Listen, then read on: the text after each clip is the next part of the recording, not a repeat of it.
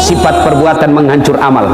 Rasulullah bersabda, sittatu asyain tukhbitul amal. Ada 6 sifat yang menghancurkan amal-amal kebaikanmu. Mari kita simak satu demi satu dengan harapan tidak ada di antara kita begitu.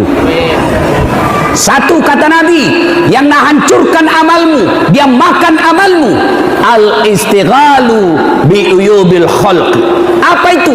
Suka sekali cari jeleknya orang, nah lupa jeleknya dirinya sendiri. Nah, pergi pengajian, macurita gitu, sambil nunggu ustaz, macarita semua orang na lewat na lihat na komentari. Tidak gina cerita mulunya, tapi matanya mulai masuk masjid orang na lihat-lihati. Duduk orang apa? Tidak ada cerita orang, tapi matanya apa? Lipstiknya palsu. Kenapa kau tahu? Melengkek di giginya. Hati-hati, banyak yang menyebarkan fitnah. Hati-hati menggunakan medsos. Jangan mau dibodoh-bodohi. Jangan sampai kita sebar berita bohong, kita fitnah orang, dia marah, lapor polisi, orang jadi kepala desa, kau masuk penjara. Dongo, bego. Masa orang mau jadi caleg, mau jadi anggota DPR, orang mau jadi presiden, orang menjadi kepala desa, kamu yang buku maki-maki di medsos. Apa namanya kalau bukan bego? Bogo, dongo, beleng-beleng. Di kampungku bilang songe. Apa pi? Apa pi? Hah? Ada yang bilang begini, Ustadz, betul yang suku bilang Ustadz, memang begitu sifatnya. Justru betulnya namanya ghibah. Kalau salah, fitnah. Fitnah lebih kejam daripada tidak memfitnah. Ustaz, cocok yang kubilang, begitu memang sifatnya. Itu yang disebut ghibah. Tahu ketika Nabi Isra Mi'raj, ada seorang wanita, kukunya terbuat dari tembaga api neraka, mukanya cantik, wajahnya seksi, badannya montok, tapi anehnya dia cakar mukanya, dengan kuku tembaga api neraka. Dia makan dirinya sendiri, lalu dia makan bangkai orang mati di depannya. Tomate na andre daginna pak, na andre jukuna. Nabi bertanya, Jibril, siapa itu bodoh sekali?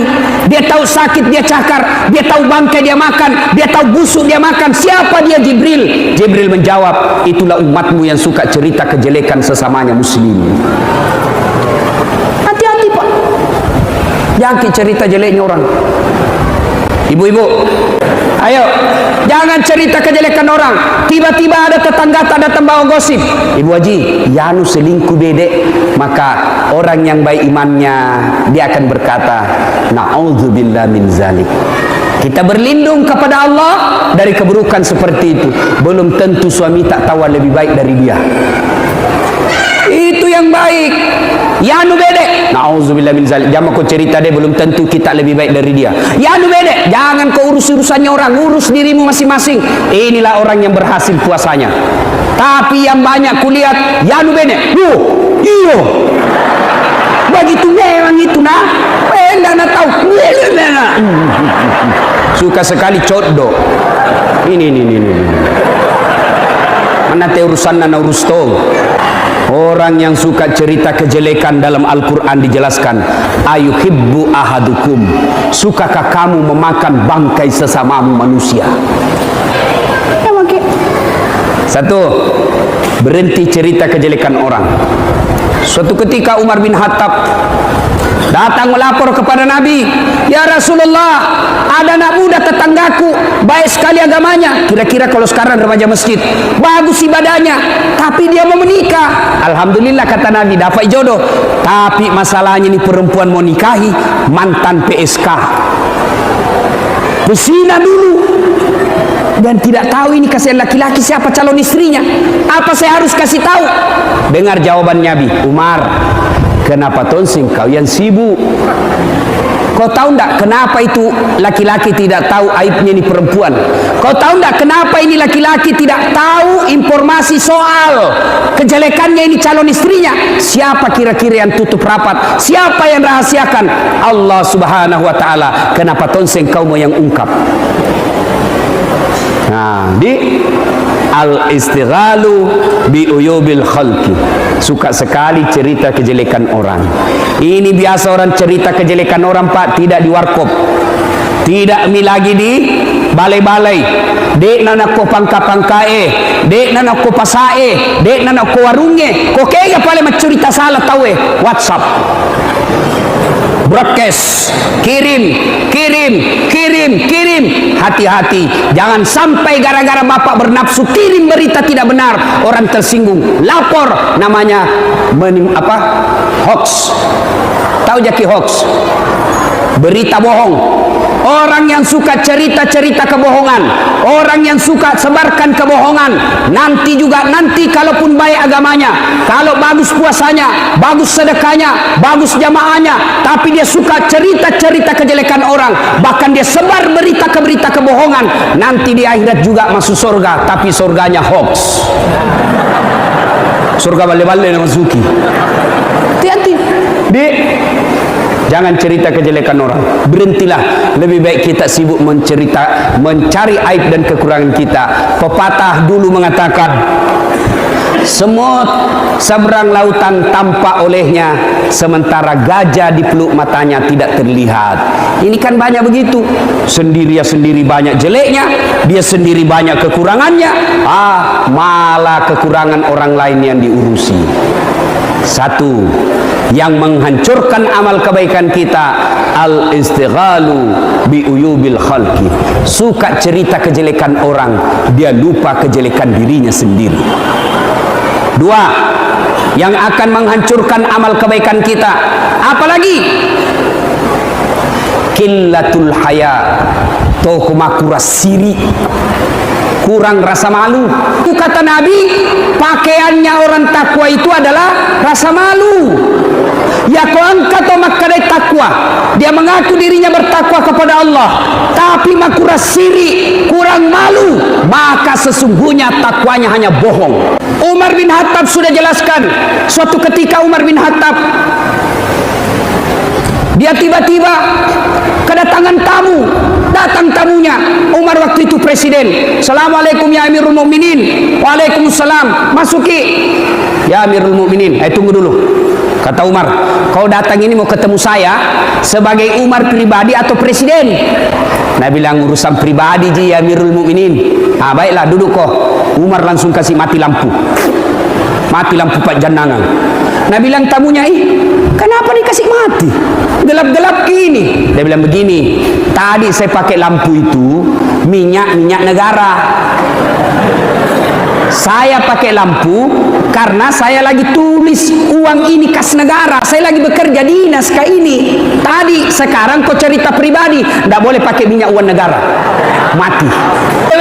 Malu dong, keluar kelihatan pahamu.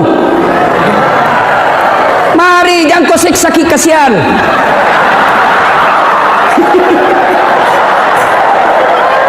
Pamer-pamer pahamu kita kau siksa.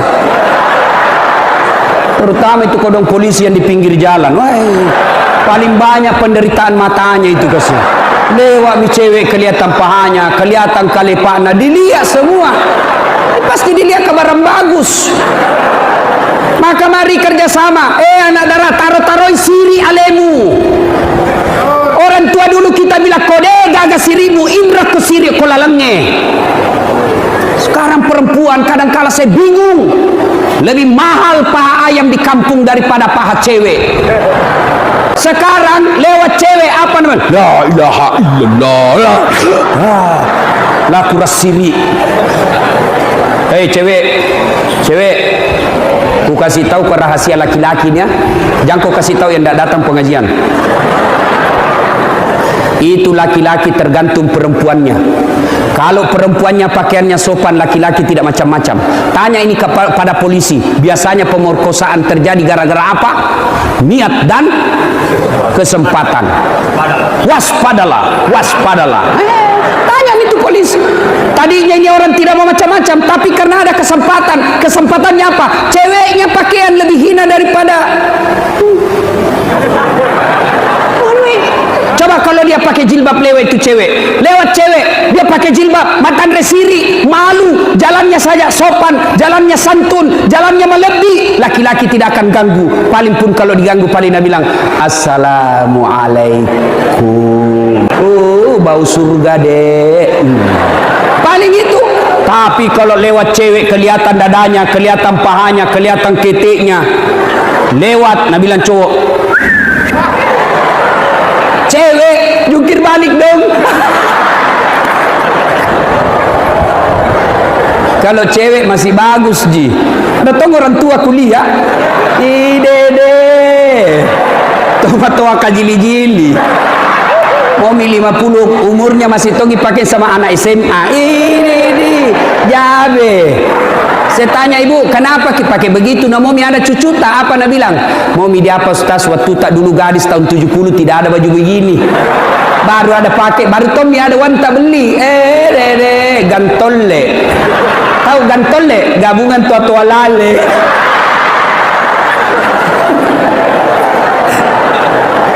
Ayo, tanamkan rasa malu. Pengurus masjid, malu dong.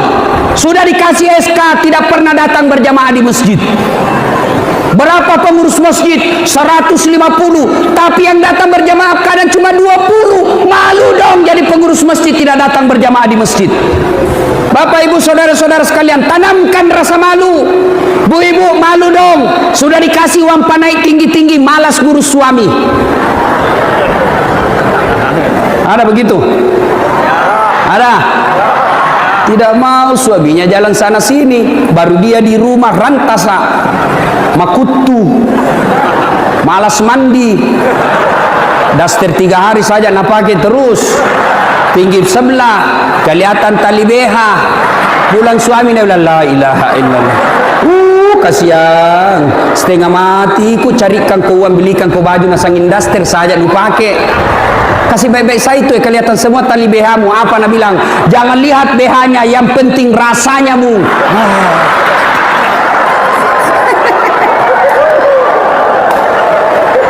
Ada ibu-ibu begitu di sini.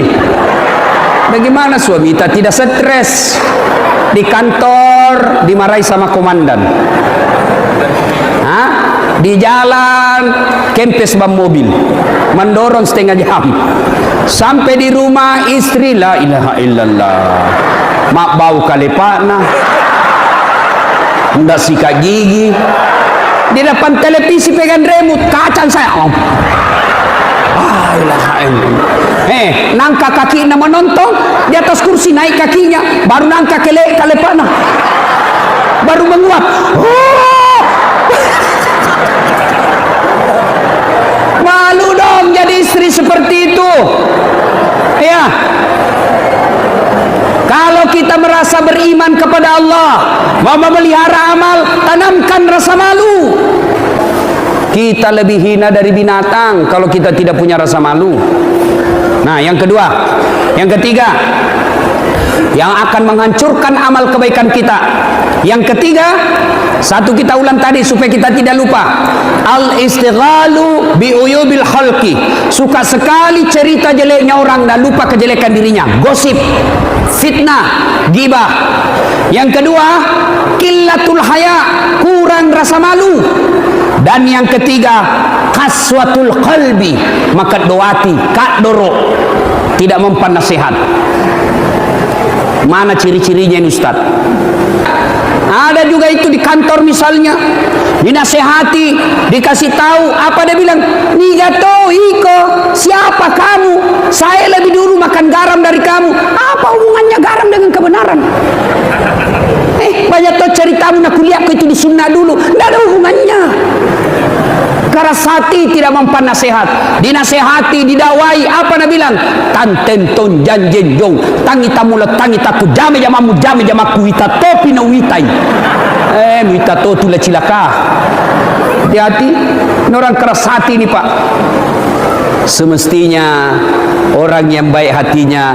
Menurut Al-Quran, innamal mu'minuna alladzina isa sukirallah wajilat qulubuhum wa iza tuliyat alaihim ayatuhum sadathum imanan wa ala rabbihim yatawakkalun ila akhiril ayat. Orang yang baik imannya, tidak keras hati, selesai dengar dakwah bertambah imannya menjadi lebih bagus. Ayo, ini yang banyak itu gengsi dong. Masa saya mau nasihati, siapa dia? Saya ini puang pegawai kaya, siapa kamu mau nasihati saya? Kaswatul qalbi, keras hati. Mana lagi orang keras hati, tidak mau menerima perbedaan pendapat. Tapi kalau ada perbedaan pendapat, jangan salahkan pendapatnya orang. Selalu saya contohkan, coba kunut dari dulu gitu kunut Pak. Ada yang kunut, ada yang tidak. Yang kasih kita bertengkar, yang kunut, nah kasih salah yang tidak kunut. Yang tidak kunut, nah kasih sesat yang kunut. Bertengkar maka itu. Takbir, coba lihat takbir Pak. Takbir saja itu Allahu Akbar, sejajar dengan bahu, dia begini. Allahu Akbar. Ada juga yang begini, Allahu Akbar, sejajar dengan bahu dari depan. Semua cocok. Ada juga kuliah begini saja, Allahu Akbar. Ada juga.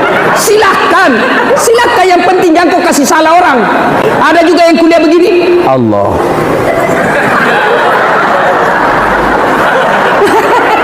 Silahkan, maka kalau ada dalil pigawi. Ada juga yang kuliah begini, Allah. Saya bilang apa lagi itu satu, Nabi bilang satu Tuhan. Ada juga yang begini, Allah. Macam-macam. Silakan, yang penting ada dalilnya, ada ulama ajar ki, lakukan, jangan ki salahkan pendapatnya orang. Meletakkan posisi tangan setelah takbir, itu caranya beda-beda. Allahu Akbar. Pertama, pusat perut. Dua, Allahu Akbar di atas perut. Tiga, Allahu Akbar di atas dada. Empat, Allahu Akbar di bawah pusat. Bukan di bawah sekali ya.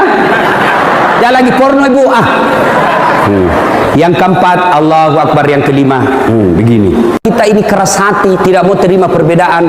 Yang begini nak kasih salah yang begini, yang begini nak kasih salah yang begini, yang begini nak kasih salah yang begini. Bertengkar maka itu. Yang mana paling salah Ustaz? Kalau bapak pakai lima-limanya. Allah.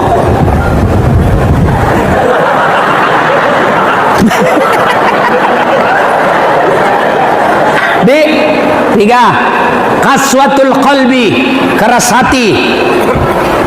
Yang keempat, yang akan menghancurkan amal ibadah kita. Apa itu Ustaz? Hubbud dunia, terlalu cinta dunia.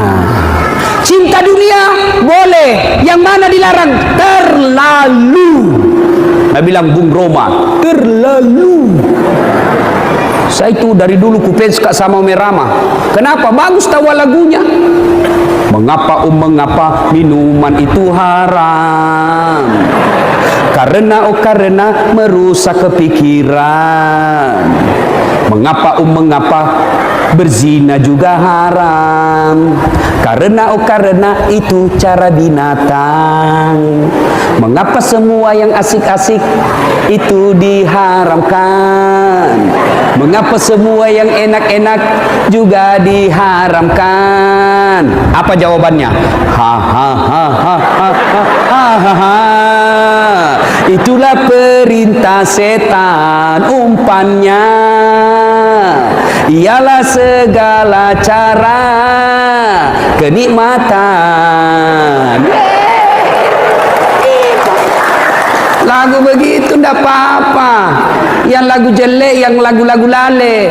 Pulang-pulangku berbadan dua.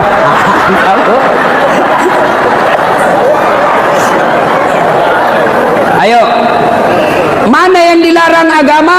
Terlalu cinta dunia. Mana Mana yang maksud terlalu cinta dunia? Dia tidak sabar mengikuti proses. Mestinya tahun depan naik pangkat, dia tidak sabar, kejar terus pangkat. Akhirnya apa? Cari muka sogok kiri kanan. Cinta dunia. Dia jelek-jelekkan temannya. Ada satu kepala mau dipilih, ada satu kepala bagian yang mau dipilih, 4 calon berkusiku makusiku. Itu namanya terlalu cinta dunia. Dunia ini sementara.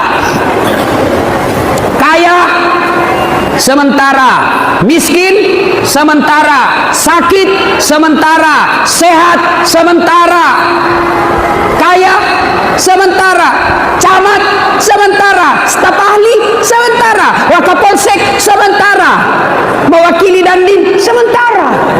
Semua sementara, Pak. Jadi jangan terlalu cinta kepada dunia. Mana ciri-ciri cinta dunia? 1, takut dianggap tua. Ini banyak ini. Begitu mulai putih rambutnya, stres. Itu terlalu cinta dunia. Kenapa kalau putih? Langsung nasemer. Mana alisnya nasemer tong?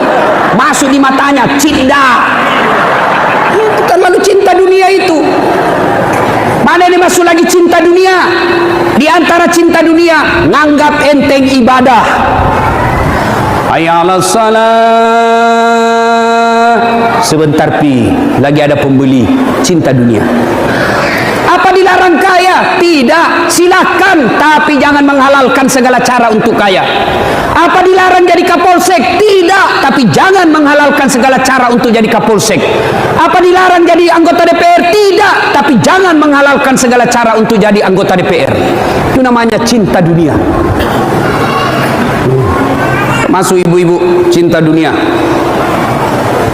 Apa cinta dunia itu, Ustaz? Pelit, seke, kikirgal lepak jambatan. Pelit. Sudah mau sedekah, masih lewat celengan, pura-pura tidak lihat. Begitu lewat baru lihat, lewat ya. Terlalu cinta dunia, Pak. Kumpul-kumpul, Pak. Saya kasih cerita. Ada orang kaya sekali, kaya betul.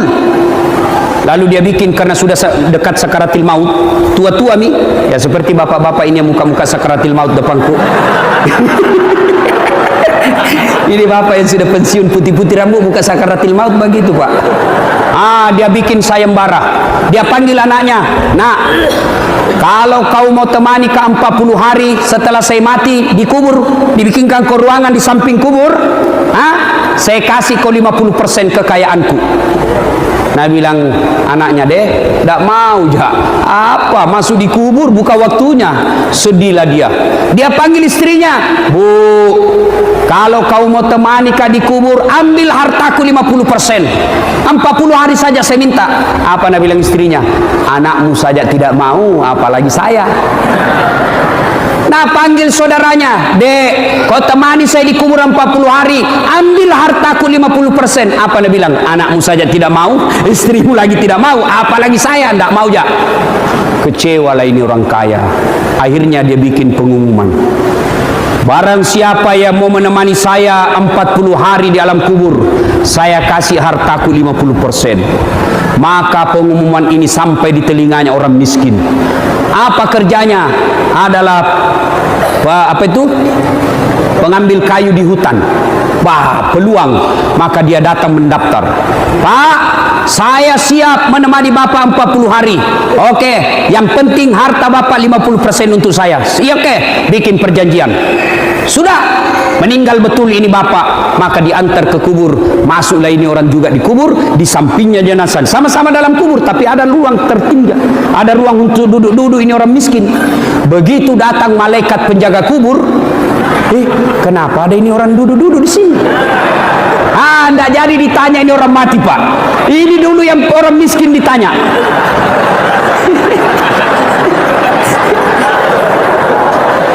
Nah, bilang, "Kenapa kau ada di sini?" Nah, bilang, "Ada perjanjianku sama ini orang kaya. Kalau saya temani 40 hari, Saya dikasih hartanya. Memang kau miskin? Dia bilang, miskin sekali saya lah orang paling miskin di kampungku.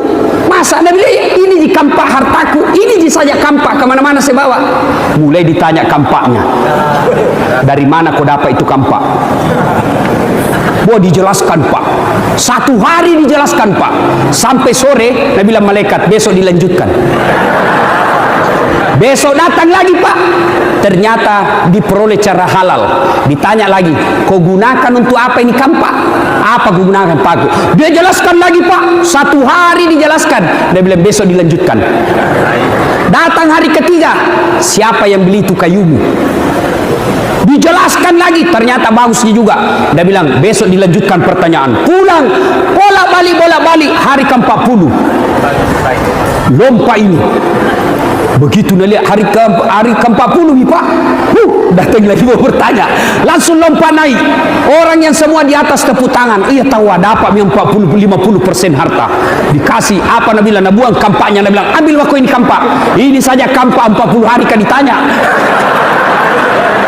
Maka bapak-bapak, hati-hati Pak, yang punya mobil banyak pertanyaanmu nanti.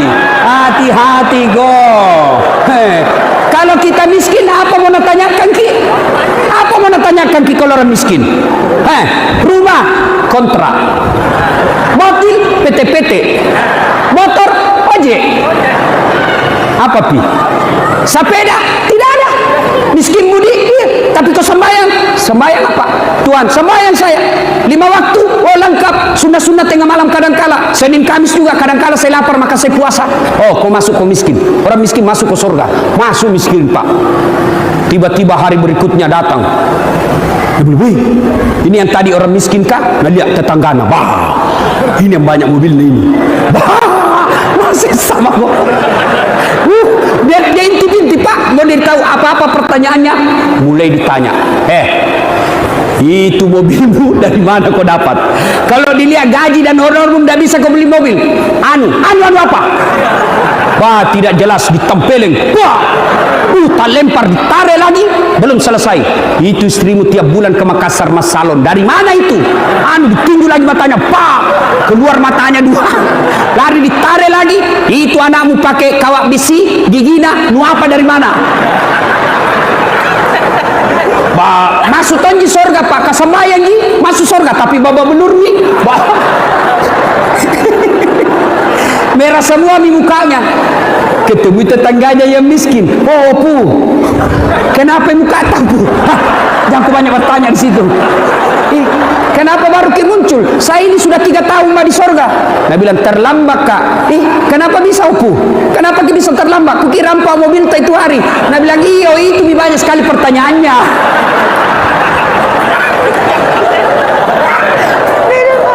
Hati-hati Pak. Ya, kirain jadi orang kaya, banyak pertanyaan Pak. Ya. Nah, yang ke-5 yang akan menghancurkan amal ibadah kita adalah tulul amal. Apa itu Ustaz? Panjang angan-angan alias malas. Mau masuk surga tidak mau sholat. Mau masuk surga tapi maksiat. Itu namanya panjang angan-angan. Ya, saudara-saudara sekalian, silakan kita jalan, silakan pergi dakwah, tapi jangan lupa cari nafkah untuk anak istri. Tidak betul itu kalau orang bilang Nabi miskin. Tidak, Nabi kaya, Nabi banyak duitnya. Cuma bedanya, Nabi kalau ada duitnya tidak disimpan di rumah, langsung dibagi.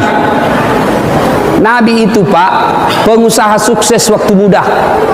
Melamar Khadijah, itu berapa dia sumbangkan uang maharnya? Ada yang tahu?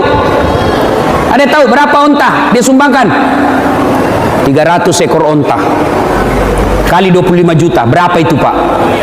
Coba. Jadi kita tidak dibenarkan menjadi orang miskin, orang malas. Ayo, ibu bapak, saudara-saudara sekalian, karena waktu yang terbatas. Yang ke-6, yang akan menghancurkan amal ibadah kita adalah wa zalimu la yantahi.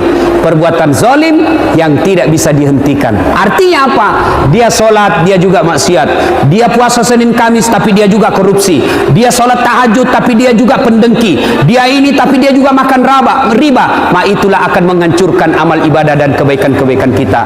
Yaitu perbuatan zalim yang tidak bisa dihentikan. Zalim kepada Allah, perintah Allah kita lakukan, tapi nikmatnya Allah kita makan. Zalim kepada sesama manusia, hak-haknya tetangga kita ambil, kewajiban kita kepada tetangga kita tidak amalkan. Itu namanya zalim kepada sesama manusia. Dan yang ketiga, zalim kepada diri sendiri. Zalim kepada diri sendiri. Mana artinya zalim kepada diri sendiri? Dia sudah tahu ngantuk tapi nak paksa dirinya begadang. Sepak bola ngantuk nih matanya, nak kasih balsem.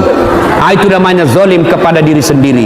Ibu bapak, saudara-saudara sekalian, inilah tausiah kita pada taklim kita kali ini. Mudah-mudahan ada manfaat. Biar hitam jidata solat, tapi semua tetangga kita musuh, maka Nabi menjelaskan, atadruna manil muflis? Tahu tidak kamu orang yang bangkrut di akhirat kelak? Jarusu wa khati'ur rahim. Tetangga yang jahat sama tetangganya dan yang memutuskan persaudaraan.